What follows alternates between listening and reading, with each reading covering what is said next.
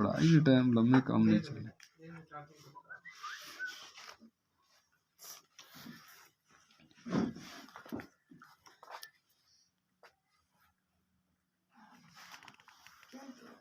सब देखा करें ताकि सारी मैं भी देख रहा हूँ।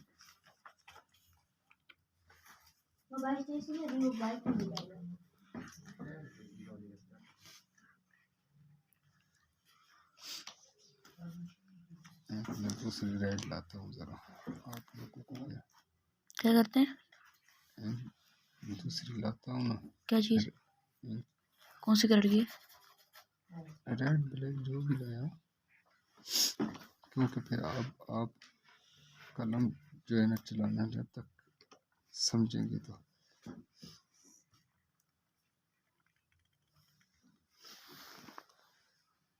सर कल मेरा नाम लिखेंगे। ठीक।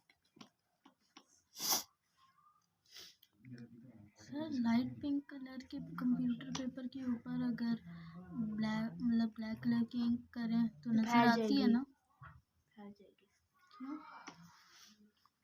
तो मेरे पास सही वाला लेना, 5 रुपए वाला, तो फैल जाती है।